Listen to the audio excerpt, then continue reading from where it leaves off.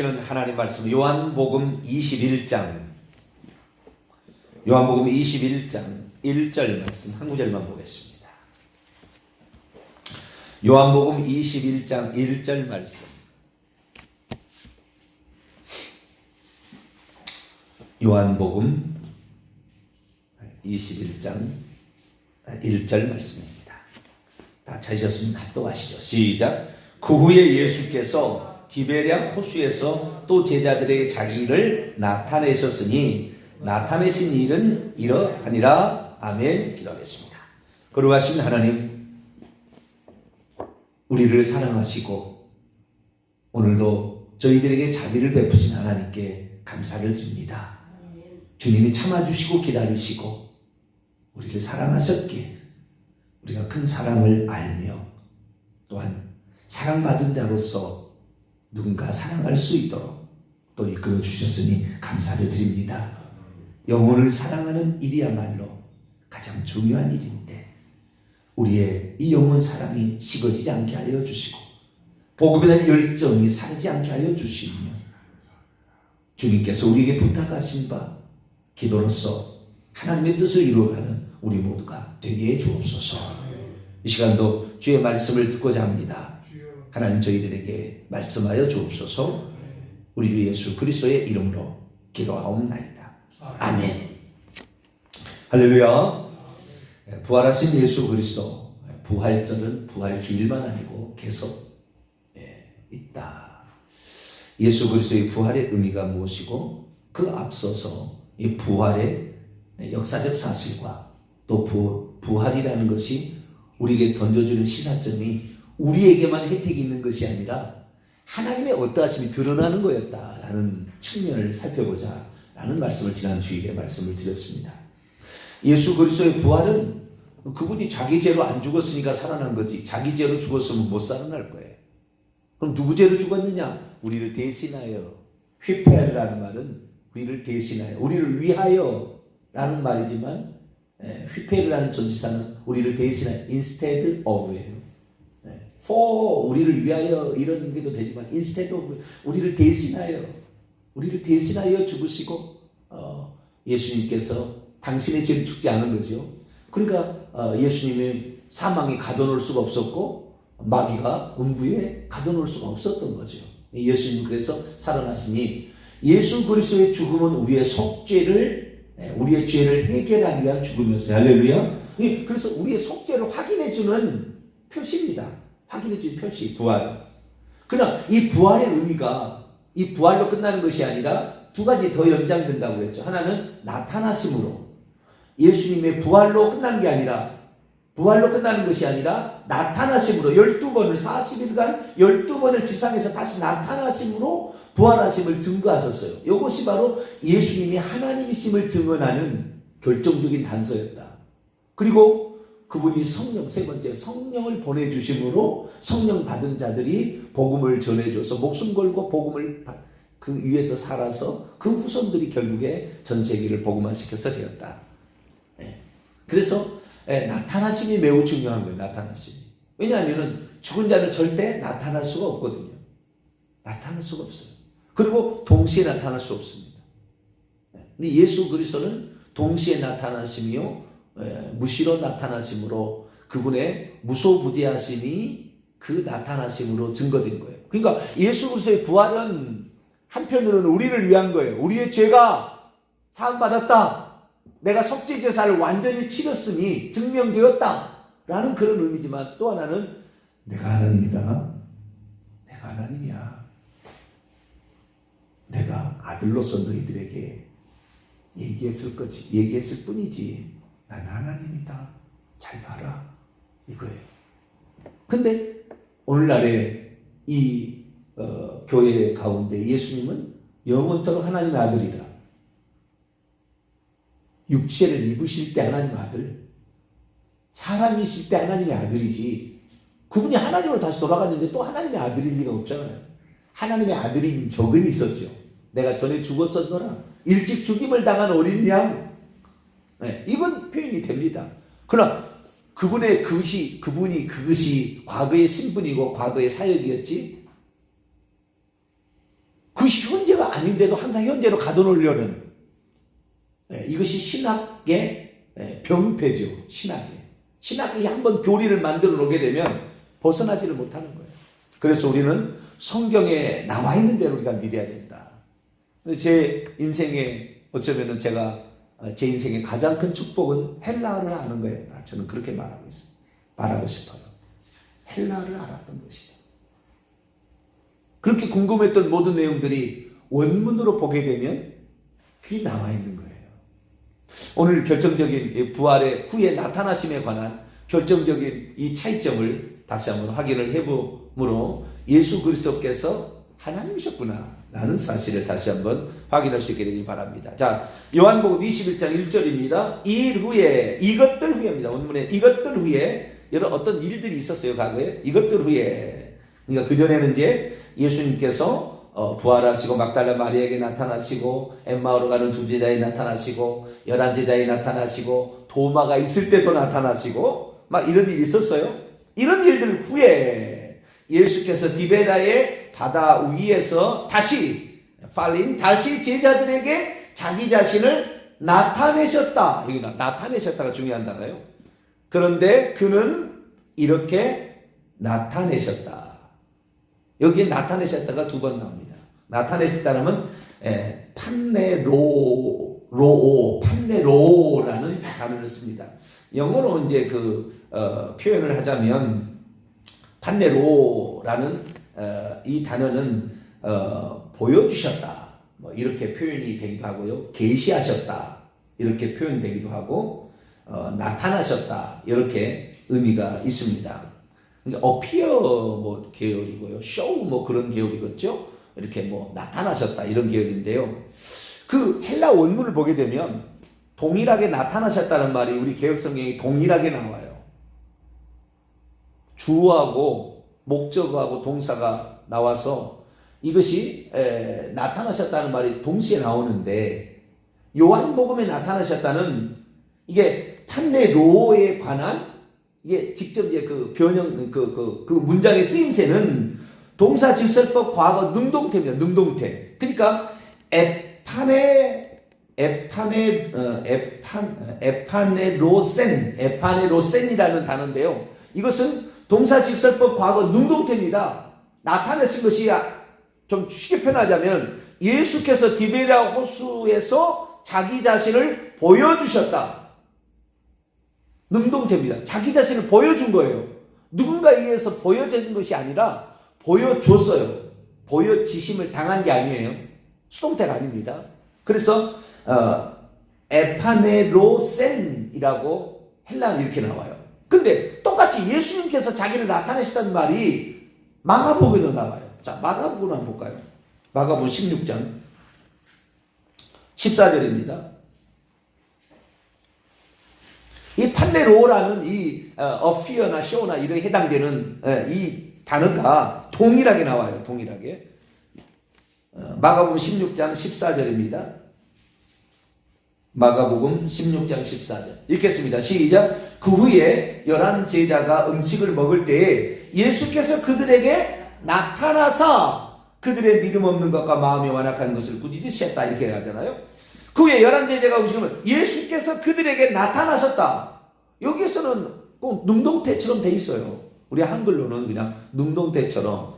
그러나 원문에는 나타나셨다라는 이 단어는 아까 판네로의 이 능동태 구문은 에파네로센이라고 돼 있다면은 헬라어를 보게 되면 여기에 지금 마가복음 16장 14절에는 수동태입니다. 동사 직설법 과거 수동태. 완전히 뒤집어졌어요. 수동태. 그러니까 에파네로센이 아니라 여기는 에파네로데입니다. 에파네로데. 그리고 어미가 완전히 틀려요. den하고 대하고 완전히 달라요. 그러니까 헬라 원문을 보면은 완전히 다른 동사인데 우리나라에서는 똑같죠. 아까 예수님께서 갈릴리 디베라호에서 자기 자신을 나타내셨다. 여기는 예수께서 그들에게 자기 자신을 또 나타내셨다. 이렇게 얘기하는데 똑같이 이 주어가 같은데 나타내신 것이 한쪽은 수동태로 나오고 한쪽은 능동태로 나오는 거예요. 마가복음에서 16장 14절에 그 후에 예수께서 음식을 먹을 때에 열한제자 음식을 먹을 때 예수께서 그들에게 나타내셨다. 이것은 보여지셨다라고 우리말로는 번역을 해야 되겠죠. 보여지셨다. 계시되어졌다. 요한복음에서는 자기 자신을 계시하셨다. 자기 자신을 보여주셨다예요. 그런데 여기에서는 보여지셨다, 계시되었다 하는 말입니다. 똑같은 단어인데요. 한글로는 똑같아요. 그러니까 한글로는 1000번을 읽어도 똑같은 단어예요. 1000번을 읽어도 모르는 거예요. 절대. 한글로는. 그러나 헬라 원문을 봐버리면 요한복음은 하나님이신 예수 그리스도에 대해서 얘기하고 있어요. 네 번째 복음서에는 마태, 마가, 누가는 공간복음서로서 사람이신 예수 그리스도의 관점으로 썼어요. 그런데 요한복음은 하나님이신 관점으로 AD 90년경에 썼다는 말이에요. 마가복음, 마태, 마가, 누가복음은 어느 사람은 50년에 썼다, 70년 썼다, 여러 가지 의견이 헷갈려요. 지금도 헷갈려요. 온전하지 않아요. 교단마다 다 달라요. 그래서 중요한 것은 예루살렘 파괴되기, 예루살렘이 디도 장군에 의해서 파괴되기 전에 쓴 거예요.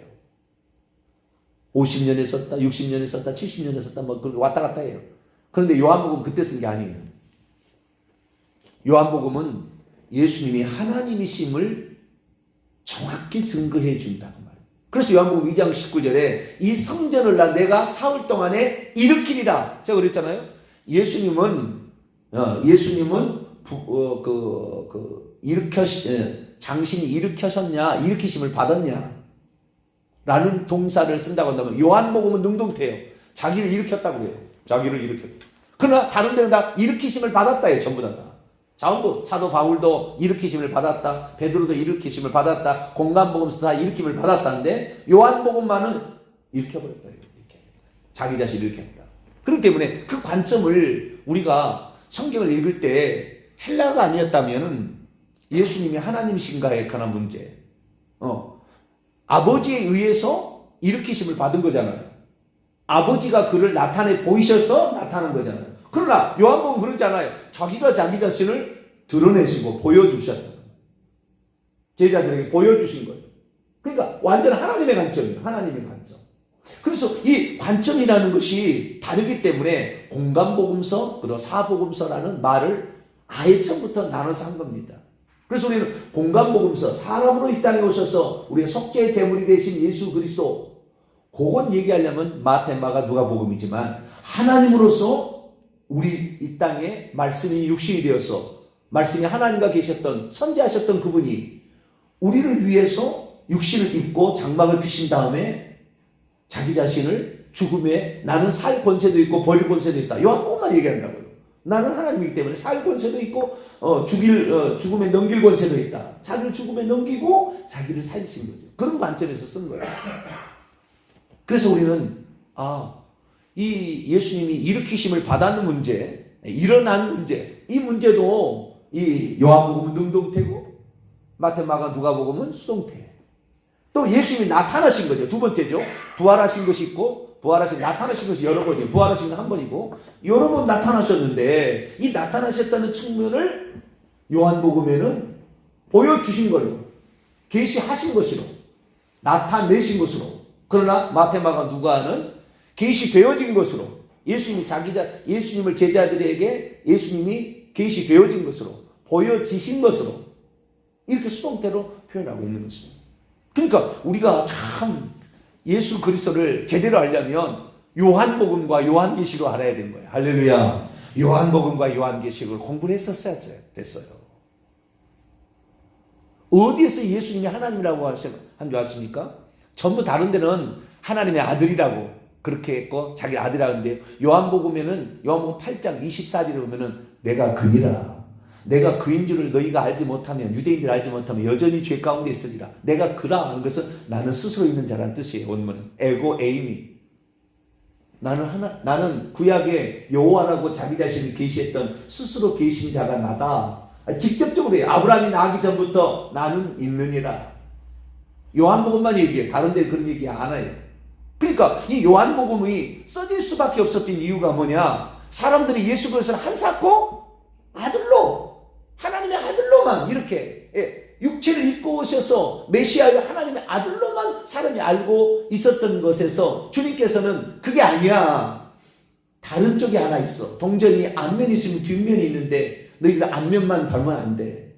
라는 사실을 우리들에게 알려주기 위해서 사도 요한을 죽이지 아니하고 이 도미시안 황제가 이 사도 요한이 남아서 저것이 이 기독교인들이 이끈다고 하니까 나를 주 하나님이라고 시인하지 못하게 하는 가장 나쁜 그 우두머리가 누구야? 사도 요한이에요. 그놈만 살아있거든. 다 제자 다 죽었거든요. 그놈을 없애야 되겠다. 어떻게 그러면은 없앨까 생각하다가 효과적인 방법을 그 로마의 그 부하들이 얘기했습니다. 이놈은 죽일 수 없다는 소문이 있습니다. 이놈은 사도 요한은 죽일 수 없다는 소문이 있습니다. 불로 태워서 죽일 수 없고 죽일 수 없다는 소문. 그래? 그러면은 튀겨서 죽여라. 그래가지고 거대한 기름 가마를 만들었어요. 거대한 기름 가마에 기름을 그냥 왕창 집어넣고요. 불을 확 달고 기름이 펄펄 끓게 만들었어요. 사도 요한을 거기다가 튀겨 죽여라 그랬어요. 화양에서 안 죽인다니까 기름에다가 튀겨서 죽여라. 그래가지고 그 기름 펄펄 기름에다가 집어넣었어요. 사도 요한을. 근데 사도 요한이 안 죽는 거예요. 우리말로 그런 그 농담 있잖아요. 아버지가 목욕탕에 들어가더니 시원하다. 그랬더니 아들이 들어오더니 거짓말 한다고. 이거 시원하냐고 뜨겁지. 네, 그랬다 하잖아요. 그런데 이 사도 요한이 펄펄 그 끓는 기름 가마에다 안 죽는 거예요. 그래서 포기했어요. 도미시안 황제가 포기했어요. 이놈은 죽일 수가 없구나. 그럼 어떻게 할까? 유배를 보낼 수밖에 없다. 교제를 차단해라. 그리스도인들과의 교제를 차단해라. 그래서 반모섬, 그리 귀향을 보내는. 그러니까 그 반모섬에서 예수님이 나타나서 너 천국에 와봐라. 내가 누군지. 올라가서 그 장면을 봤어요. 그 예수님 하나님이심이 거기에 탁 나와. 나는 주 하나님 전능자라. 전에 죽었다. 나는 처음이요 마지막이요 알파 오메가고 내가 보혜자의 항쟁이다. 그러니 그 사도 요한은 사실 예수님 가장 가까이서 예수님을 그 성경에 비하면 예수님에 기대어 있는 자예요. 늘 그 예수님의 그 동생처럼, 예수님의 동생처럼. 베드로는 예수님보다 나이가 많았던 것 같아요. 사도 요한이 나이가 적었어요. 늘 예수님의 동생처럼 예수님한테 어리광도 부리고 이렇게 했던 사람이 사도 요한이거든요. 그런데 그 사도 요한이 가장 어리고 가장 나이도 어리고 가장 그 미숙하다고 생각했던 사도 요한만 예수님이 죽을 때 끝까지 지켜요. 십자가 밑에서 다 십자가. 베드로도 도망가고 다 도망가고. 그래서 너는 이미 나를 위해서 죽은 목숨을 내놓았구나. 너는 네가 죽을 때까지 내가 안 죽이겠다. 못 죽게 하겠다 하는 거예요. 그래서 사도 요한이 가장 오래 예루살렘에 예수 올라갈 때 야고보와 요한이 말합니다. 그의 어머니가 간청했다고 그러죠. 주의 나라가 임하면 내 아들들을 좌편 우편에다 앉게 해달라. 네가 나의 받는 세례를 받으면 네가 받는 또 뭐죠? 세례와 고난을 잔을 마실 수 있느냐? 나의 받는 잔을 마시고 나의 받는 세례를 받을 수 있는 고난의 잔 죽음의 세례입니다. 할 수 있느냐? 할 수 있나이다. 그렇게 분명히 얘기했어요. 그런데 야고보, 요한의 형제 야고보 도망쳤죠. 제1번 순교자였습니다. 제자 중에서 가장 빨리 죽었어요. 그런데 요한은 그 순간에 끝까지 십자가 밑까지 가서 주님을 끝까지 따라갔어요. 그러니까 너는 어차피 여기 올 때 너는 이미 죽은 거다. 너는 죽은 거랑 마찬가지니까 죽기를 각오한 자는 살 것이고 살려고 한 자는 죽을 것이다. 그럼 예수의 말씀처럼 살려준 거예요. 그래서 기름가마가 그를 죽일 수 없고 화양이 그를 죽일 수가 없었던 거예요. 그래서 반모섬에 가서 그가 마지막에 가장 오래 살았죠. 가장 오래 살아서 있으면서 예수님의 하나님이심을 우리에게 가르쳐 줬습니다. 우리가 요한복음을 통하여 예수님은 처음부터 하나님인 것이 계속해서 나와요. 처음부터 하나님인 것이. 태초에 말씀이 계시냐 이 말씀이 하나님과 함께 이 말씀은 곧 하나님이시냐. 모든 만물이 그로 말미암아 지은 바 되으니 그가 없이는 하나도 그가 없이는 된 것이 없느니라. 말씀이 육신에 우리 가운데 거하시면 우리가 그 영광을 보여 아버지의 독생자임을 은혜와 진리가 충만하더라. 참 믿고 세상에 가서 비치는 빛이 있었나니 각 사람에게 비쳤니 이것이 생명이라. 사람들의 생명이라. 계속해서 예수님이 하나님이심을 처음부터 딱 만세 전부터 예수님을 다른 사람은 동정녀 마리아에게 태어나는 가브리엘 천사가 와서 알려주고 하는 것도 시작이지만은 만세 전부터 있었던 존재로 아예 요한복음 처음부터 얘기를 그러니까 그냥 창세 전으로 당겨버린다고요. 그것이 바로 요한복음입니다. 그래서 우리는 이 요한복음을 통하여 예수님이 자기 자신을 보여주신 것으로 하나님이시니까. 그래서 우리가 예수 그리스도를 만약에 이렇게 나타내심이 필연적인 입장, 수동적인 입장에서 계속 되었다고 한다면 메시아로 하나님의 아들로 얘기할 거예요. 끝까지. 그러나 그게 아니라 그분은 스스로 계신 하나님. 스스로 계신 하나님. 그렇기 때문에 자기 자신을 보여주실 수가 있었다. 그리고 대신 성령을 보내주셔서 오늘 우리 마음 가운데 성령이 오셨으니 그 성령을 모신 자가 하나님의 전이요. 이 성령을 모신 이 몸을 더럽히지 아니하고 이 육체를 복종시켜서 하나님의 뜻에 순복하는 자들을 잘했다 나중에 칭찬하게 될 겁니다. 사랑하는 성도 여러분, 예수 그리스도 우리가 너무나 저도 이렇게까지 말하리라고 생각지 못했어요. 그러나 하나님께서 헬라 원문을 가르쳐주기 시작하셔서 벌써 19년 이상을 공부를 하다 보니까 너무나 이걸 읽을 때마다 감격이 되는 거예요. 감격이. 그래서 우리가 이런 단어들은 그렇게 많은 단어가 아닙니다. 우리에게 이렇게 틀린 단어들은 한글 성경하고. 그러나 이런 단어들이 우리에게 다가올 때 그렇습니다. 나를 위해서 하나님이 사람 되오셨는데, 나를 위해 죽었는데 내가 주님을 위해서 못할 것이 뭡니까? 못할 것이 뭡니까? 그 은혜를 갚으며 살겠습니다. 나도 예수님의 발자취를 따라가겠습니다. 그 근본 하나님의 본체이신 분이 종의 형체를 입고 이 땅에 오셨는데 내가 무엇을 못하겠습니까? 그런 각오로 우리 자신을 내어드림으로 하나님께 귀히 쓰임받다가 천국에 안착하는 복된 성도가 되기를 간절히 바랍니다. 거룩하신 하나님 감사합니다. 예수님이 하나님이신가? 처음부터 성도들은 이 사실을 매우 잘 알았습니다. 그러나 유대인들은 하나님이 두 분이라 하면 받아들이기 어렵기 때문에 예수님은 나는 아버지가 보내서 왔다. 나는 아들이다. 라고 그들의 이해 수준을 맞춰주셨습니다.